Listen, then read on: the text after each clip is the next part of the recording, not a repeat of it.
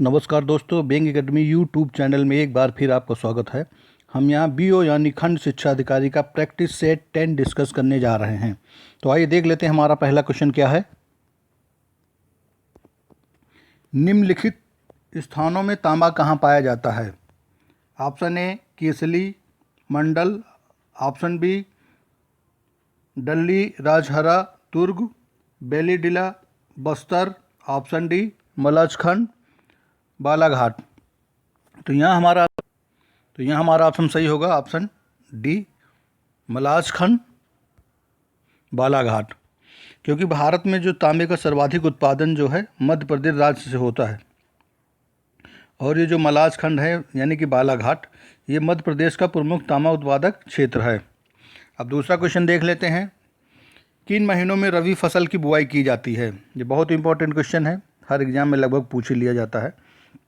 मार्च अप्रैल में, जून जुलाई में, अक्टूबर नवंबर और जनवरी फरवरी में। तो यहाँ हमारा ऑप्शन सही हो जाएगा, ऑप्शन सी अक्टूबर नवंबर में रबी की फसल है उसकी बुआई की जाती है। अब जान लेते हैं कि कुछ फसलों के बारे में। जो भारत में मुख्यतः क्या होती हैं कि 3 फसलें की बुआई की जाती हैं। जो रबी फसल होती है उसकी बुआई अक्टूबर नवंबर में की जाती है और कटाई कब की जाती है? मार्च अप्रैल में। कटाई कब की जाती है? मार्च अप्रैल में। और जो इसकी प्रमुख फसलें हैं गेहूँ, जौ, चना, मटर, सरसों, मसूर तथा आलू इत्यादि। और जो खरीफ की फसल है उसकी बुआई कब की जाती है? उसकी बुआई जो है जून जुलाई में की जाती है। उसकी बुआई जो है जून जुलाई में की जाती है खरीफ फसल की, और कटाई जो है अक्टूबर नवंबर में की जाती है। अब क्या होता है कि इसकी जो प्रमुख फसलें हैं चावल हो गया, ज्वार हो गया, बाजरा हो गया, मक्का हो गया, तिल हो गया, मूंगफली हो गया इत्यादि। और जो जायद फसल है वो कब बोई जाती है? वो मार्च से और जुलाई के बीच में, यानी कि जो ग्रीष्मकालीन फसल है ये तब बुआई की जाती है। इसकी जो प्रमुख फसलें हैं तरबूज हो गया, खरबूज हो गया, ककड़ी हो गया, खीरा हो गया, भिंडी तथा ये विभिन्न प्रकार की सब्जियां हैं जो खेती की जाती हैं। और इसमें जो मक्का है, एक मक्का फसल पाई जाती है, तो वो सभी टाइम में भी इसकी बुआई की जाती है। मक्का ऐसी जो फसल है जो सभी टाइम पे बुआई की जाती है। ऑप्शन पूछ लिया जाता है कि ऐसी कौन सी फसल है जो मतलब कि जो क्वेश्चन पूछ लिया जैसे कि किस महीने में बुआई की जाती है, तो ये सभी महीनों में बुआई की जाती है इसकी। अब आइए नेक्स्ट क्वेश्चन तरफ चलते हैं। इसमें क्या है, सूची फर्स्ट और सूची सेकंड को मिलान कीजिए तथा जो कोड का प्रयोग है उसका सही करके उत्तर दीजिए। अब जो है ऑप्शन ए में दे रखा उष्णकटिबंधीय आर्द्र पर्णपाती वन, ये कहाँ पाया जाता है? जिसे सामने दे रखा है अरुणाचल प्रदेश में। और उष्णकटिबंधीय शुष्क पर्णपाती वन ये पाया जाता है सह्याद्री में, अल्पाइन मध्य गंगा मैदान में पाया जाता है। और जो उष्णकटिबंधीय सदाबहार है ये तराई क्षेत्र में पाया जाता है। तो यहाँ हमारा ऑप्शन सही हो जाएगा, ऑप्शन ए सही होगा इसका। कौन सा ऑप्शन सही होगा? Option A. तो ऑप्शन ए से आइए देख लेते हैं कि ए में क्या है। ए का जो है 4 है, ए का 4 है। तो उष्णकटिबंधीय वन कहाँ पाया जाता है? तराई क्षेत्रों में। और जो है बी कहाँ है? बी जो है बी का थर्ड है, बी उष्णकटिबंधीय वन, ये मध्य गंगा मैदान में पाई जाती है। और जो अल्पाइन है, अल्पाइन क्या है? ये 1 इसका सही है। तो ये अरुणाचल प्रदेश में पाया जाता है। और ये जो उष्णकटिबंधीय सदाबहार वन है डी, ये कहाँ पाया जाता है? ये सह्याद्री में पाया जाता है। ये जो यहाँ पे सह्याद्री दे रखा है ये यहाँ पे क्या है? ये पश्चिमी घाट है, ये इसको पश्चिमी घाट बोलते हैं। क्या बोलेंगे? पश्चिमी घाट, पश्चिमी घाट। कौन सी श्रेणी टोंस और सोन नदी के मध्य जल द्विविभाजक का कार्य करती है? Option A Bhander, option B Kaimur, option C Maikal, option D मुकुंदवारा।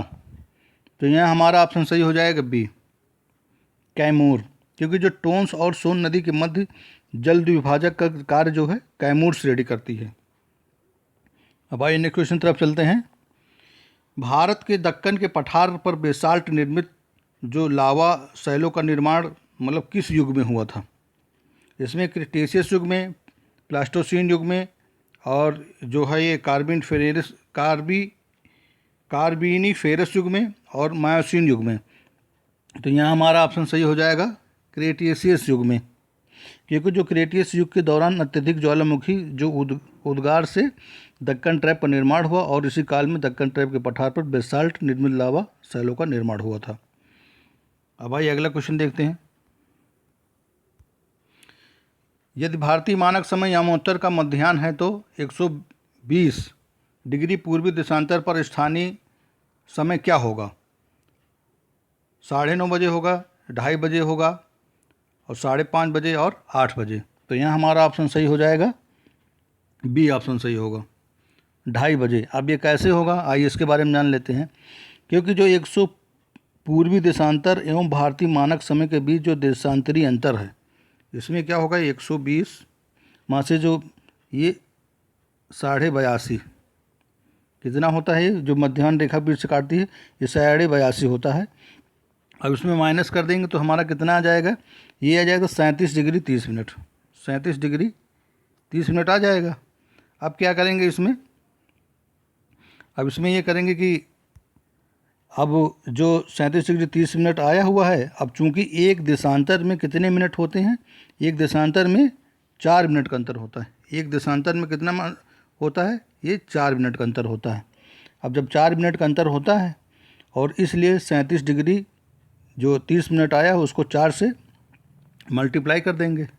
37 degree और ये 30 मिनट आया है, तब हमारा कितना आ जाएगा, ये आ जाएगा 150 मिनट, 150 मिनट आ जाएगा।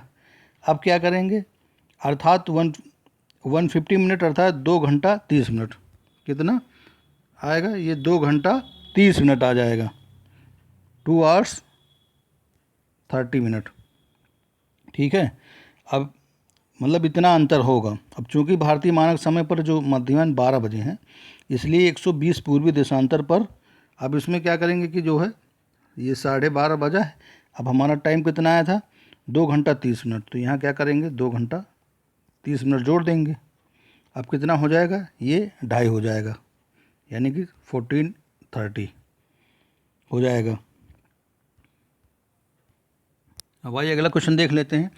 राष्ट्रीय मानवाधिकार आयोग के अध्यक्ष एवं सदस्यों के नियुक्त सीमित निम्न में से कौन सा सदस्य नहीं होता? लोकसभा का अध्यक्ष, राज्यसभा का सभापति, लोकसभा में विपक्ष का नेता, राज्यसभा में विपक्ष का नेता। तो यहाँ हमारा ऑप्शन सही हो जाएगा बी। राष्ट्रीय मानवाधिकार आयोग के अध्यक्ष एवं सदस्यों की नियुक्त समिति में निम्न में से कौन सा सदस्य नहीं होता? राज्यसभा का सभापति नहीं होता है।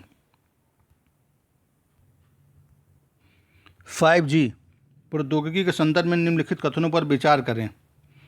इसमें जो कथन दे रखा है, 5G प्रौद्योगिकी में डाटा की जो उच्चतम गति होती है 220 Gbps के मध्य अनुमानित है।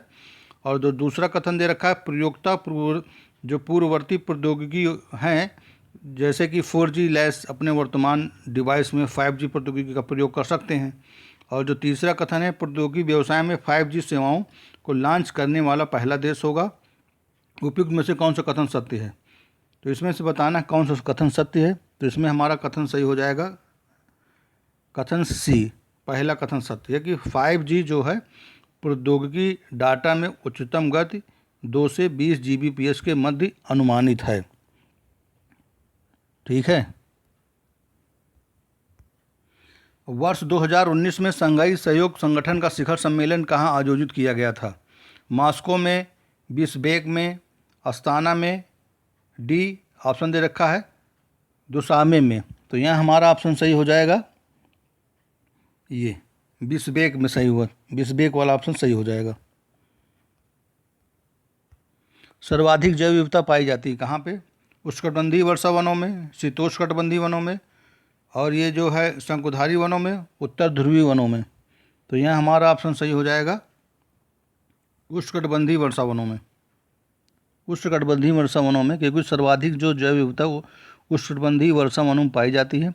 और इस क्षेत्र का विस्तार जो है 10 डिग्री उत्तर से 10 डिग्री दक्षिण अक्षांशों का मध्य पाया जाता है। और इन क्षेत्रों में क्या होता है कि पादप तथा प्राणियों के विकास तथा वृद्धि के लिए जो अनुकूलतम दशाएं पाई जाती हैं, क्योंकि इसमें वर्ष भर क्या होता है कि उच्च वर्षा और तापमान बना रहता है।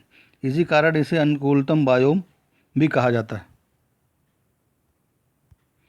विश्व पर्यावरण दिवस किस तारीख को मनाया जाता है? 21 मार्च को, 23 दिसंबर को, 5 जून को, 25 मई को। तो यहाँ हमारा ऑप्शन सही हो जाएगा सी, जिसको तो खैर सभी लोगों को पता ही होगा। अब अगला क्वेश्चन देख लेते हैं। किस वर्ष भारतीय नाट्य अकादमी की स्थापना हुई थी? 1975 में, 1965 में, 1985 में, 1995 में। तो यहाँ हमारा ऑप्शन सही हो जाएगा 1975 में, जो भारतीय नाट्य केंद्र की स्थापना अगस्त कब हुई थी? अगस्त 1975 में संस्कृत विभाग उत्तर प्रदेश शासन द्वारा की गई थी। और इस संस्था का नाम बदलकर वर्ष 1981 में भारतीय नाट्य अकादमी ऑफ ड्रामेटिक आर्ट्स कर दिया गया। कब कर दिया गया? 1981 में, अगर सन पूछ ले तो। हिंदू मुस्लिम एकता का प्रतीक सलेह कुल जो उत्सव है कहाँ पे आयोजित किया जाता है? आगरा में, अलीगढ़ में, इटावा में, बाराबंकी में। तो यहाँ हमारा ऑप्शन सही हो जाएगा। ये कहाँ किया जाता है? आगरा में किया जाता है। ये हिंदू मुस्लिम एकता का प्रतीक सलेह कुल उत्सव है जो आगरा में आयोजित किया जाता है। अब निम्नलिखित में से कौन सा उत्तर प्रदेश का लोकगीत नहीं है? बिरहा, ढोला मारू, कजरी, रसिया। तो यहाँ हमारा ऑप्शन सही हो जाएगा बी, ढोला मारू, क्योंकि उत्तर प्रदेश की प्रमुख वाणिज्य उपज है जूट, गन्ना, कपास, तिलहन। तो यहाँ हमारा ऑप्शन सही हो जाएगा बी, गन्ना, क्योंकि जो गन्ना उत्तर प्रदेश की सर्वाधिक महत्वपूर्ण नकदी फसल है और इसके लिए चिकनी दोमट मिट्टी का 20 से 26 डिग्री सेंटीग्रेड, इसको उगाने के लिए 20 से 26 डिग्री सेंटीग्रेड ताप तथा 100 से 200 सेंटीमीटर वर्षा की आवश्यकता पड़ती है। अगर पूछ ले कि कितने डिग्री ताप की आवश्यकता पड़ती है तो ये इसमें हो जाएगा 20 to 26। और जो वर्षा कितनी आवश्यकता होती है? वर्षा की आवश्यकता होती है यहाँ पे 100 से और 200 सेंटीमीटर के बीच में आवश्यकता पड़ती है। अब आइए देख लेते हैं कि इसमें जो प्रश्न है, कथन दे रखा है, कोई बल्ला गेंद नहीं है, कोई गेंद विकेट नहीं है।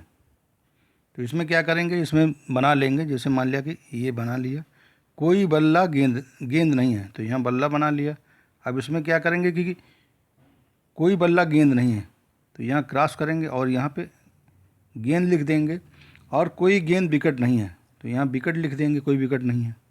अब इसमें कौन सा ऑप्शन सही? कोई बल्ला विकेट नहीं है, तो यहाँ देखें बल्ला और विकेट में बहुत अंतर है, तो यहाँ हो ही नहीं सकता। और सभी विकेट बल्ले हैं, सभी विकेट बल्ले हो सकते हैं? नहीं हो सकते। तो इसमें जो हमारा ऑप्शन सही हो जाएगा, इसमें ऑप्शन सही होगा डी, ना तो अनुमान ए और ना ही अनुमान बी निकलता है। अब अगला क्वेश्चन देख लेते हैं। निम्न श्रृंखला में गलत संख्या ज्ञात कीजिए। 3, 8, 15, 24, 34, 48, 63। तो इसमें जो श्रृंखला हमारी बन रही है, अगर ये जो तीन जो है, अगर 3 में जो है 5 ऐड कर दिया जाएगा तो यहाँ 8 हो जाएगा। और 8 में अगर 2 बढ़ा देंगे, 5 में 2 बढ़ा देंगे, 7 हो जाएगा। तो यहाँ पे हो जाएगा 8, 7, 15 हो जाएगा। और इसी तरह क्या है कि 15 में जो है, 15 में 9 कर देंगे, 7 + 2 हो जाएगा यहाँ पे, तो 9 हो जाएगा। तो यहाँ 24 हो जाएगा। और 24 में क्या करेंगे? 24 में क्या करेंगे? अगर 24 वाली श्रृंखला है हमारी, तो 24 में क्या करेंगे? 24 में जो है यहाँ पे जैसे 9 हुआ था, तो 9 में 2 जोड़ देंगे तो 11 हो जाएगा। अगर 24 में 11 जोड़ेंगे तो यहाँ 34 होना चाहिए, यहाँ पे 35 होना चाहिए। ठीक है, तो यहाँ पे हमारा कौन सा ऑप्शन गलत हो रहा है? यहाँ पे ऑप्शन हमारा गलत हो रहा है ये ऑप्शन सी, गलत संख्या ढूंढना है। और कह रहे हैं विषम शब्द युग का चयन कीजिए। लोहार का निहाई होता है, बढ़ई कार्य होता है, नाई का कैंची होता है, सुनार का आभूषण होता है। तो इसमें क्या बताया गया है कि इसमें जो औजारों के बारे में बताया गया है, जैसे लोहार निहाई का प्रयोग करता है, बढ़ई आरी का प्रयोग करता है, नाई कैंची का प्रयोग करता है। ये जो सुनार है, सुनार का जो औजार होता है ये आभूषण नहीं होता है। तो यहाँ हमारा यही ऑप्शन सी डी है, ये विषम युग हो जाए, मतलब जो है विषम शब्द हो जाएगा यहाँ ऑप्शन डी। अब यहाँ कह रहा है ए बी का चाचा है, सी बी की पत्नी है, तो उनका पुत्र डी है, और जिनकी बहन ई है तो ए ई का क्या संबंध है? आप क्वेश्चन में जैसे जैसे कहता जा रहा है वैसे वैसे रख लीजिए। अब क्या कह रहा है कि ए बी का चाचा है, तो यहाँ पे ए बना लीजिए। ए किसका चाचा है? बी का चाचा है, तो यहाँ बी रख लीजिए। अब क्या करना है? अब क्वेश्चन में कह रहा सी बी की पत्नी है, तो यहाँ पे सी जो है बी की पत्नी हो जाएगी। अब कह रहा है कि उनका पुत्र डी है, उनका पुत्र डी है, तो इन लोगों क्या हो जाएगा? यहाँ जो ये पुत्र हो जाएगा डी। अब डी पुत्र हो गया है। अब कह रहा है कि जिसकी बहन ई है, तो यहाँ ई बहन हो जाएगी। तो यहाँ पे आप मिला सकते हैं कि जो चित्र ये बनाया गया है इससे स्पष्ट है कि ए का ई से जो है क्या संबंध है। तो ये जो चचेरे दादा हैं, चचेरे दादा संबंध हो जाएगा इसका। तो यहाँ ऑप्शन यही बी सही हो जाएगा, चचेरे दादा। अब अगला क्वेश्चन क्या कह रहा है कि 18 और 9/1977 को रविवार था, तो एक जोड़े का विवाह इस तिथि को हुआ था कि अगले 15 वर्षों में उनके विवाह की वर्षगांठ कितनी बार रविवार को पड़ेगी?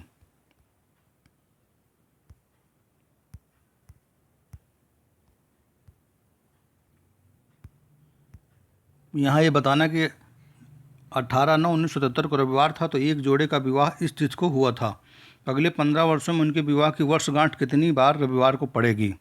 तो यहाँ हमारा ऑप्शन सही हो जाएगा बी, 2 बार पड़ेगी। यहाँ ऑप्शन जो कटा है यहाँ पे जो है, क्योंकि जो सामान्य वर्ष में 1 दिन तथा लीप वर्ष में 2 दिन की वृद्धि होती है। सामान्य वर्ष में 1 दिन तथा लीप वर्ष में कितने दिन की वृद्धि होती है? 2 दिन की।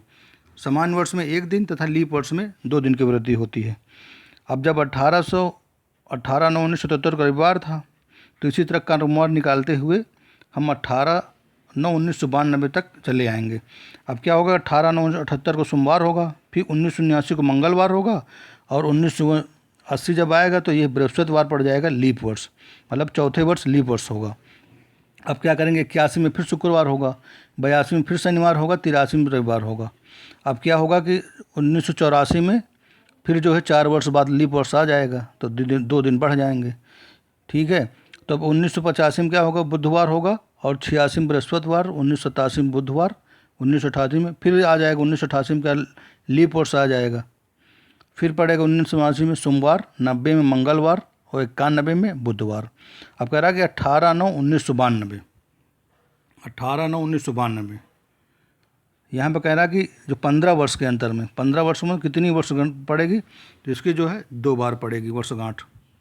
15 वर्षों में कितनी बार? 2 बार वर्षगांठ पड़ेगी। तो वीडियो आप लोग ऐसे ही देखते रहिए। वीडियो को लाइक नहीं किए तो लाइक कर दीजिए, और आज के वीडियो यहीं समाप्त करते हैं। अगर कुछ समझ में नहीं आया है तो कमेंट बॉक्स में कमेंट्स प्लीज़ ज़रूर करिएगा, तो नेक्स्ट वीडियो में उसका सलूशन दिया जाएगा। बहुत बहुत धन्यवाद।